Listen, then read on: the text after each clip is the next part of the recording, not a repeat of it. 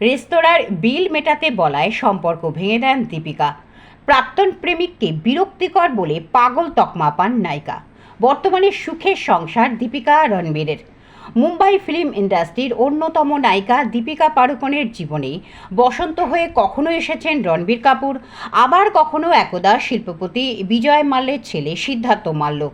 বর্তমানে অভিনেতা রণবীর সিংহের সঙ্গে সুখে ঘর সংসার করছেন তিনি। মায়ের দায়িত্বও সামলাচ্ছেন। রণবীরের আগে কোনো সম্পর্কই স্থায়ী হয়নি দীপিকার। 2018 নভেম্বর রণবীর সিংয়ের গলায় মালা দেন। 1 বছর হলো মাও হয়েছেন। কিন্তু একসময় মাল্যপুত্র সিদ্ধার্থের সঙ্গে দীপিকার প্রেম চর্চার কেন্দ্রবিন্দুতে পরিণত হয়েছিল। কাদা ছোড়াছুড়িও হয়, বিতর্কও তৈরি হয় বিস্তর। সিদ্ধার্থের সঙ্গে একসময় গদগদ প্রেম ছিল দীপিকার।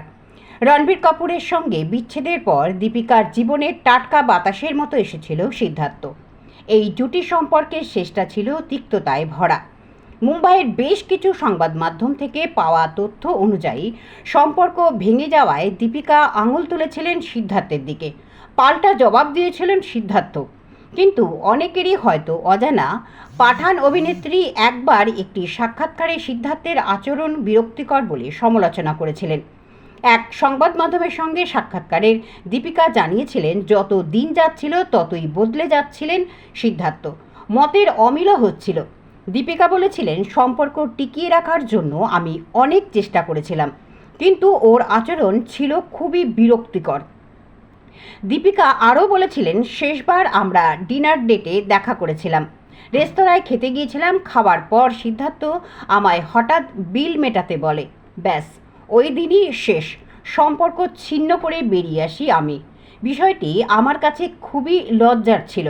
সম্পর্ক শেষ করা ছাড়া আমার আর কোনো উপায় ছিল না। চুপ থাকেননি সিদ্ধার্থ। দীপিকাকে পাগল মহিলা বলে কটাক্ষ করেছিলেন মাল্যপুত্র। সিদ্ধার্থ পাল্টা দাবি করেছিলেন, সম্পর্কে যে খামতি ছিল তা কোনোদিনই বুঝে উঠতে পারেননি দীপিকা।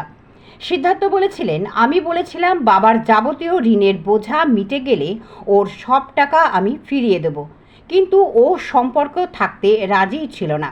সিদ্ধার্থ বলেছিলেন, দীপিকা হয়তো ভুলেই গিয়েছিল একসময় আমি ওকে হীরের গয়না, দামি ব্যাগ কিনে দিয়েছিলাম। ওর বন্ধুদের জন্য পার্টি, বিদেশ ভ্রমণ কিছুই কি ওর মনে নেই? পুরো বিষয়টি নিয়ে বিতর্ক তৈরি হয়েছিল। দীপিকার সমর্থনে গলা ফাটিয়েছিলেন তার তামাম ভক্তকুল।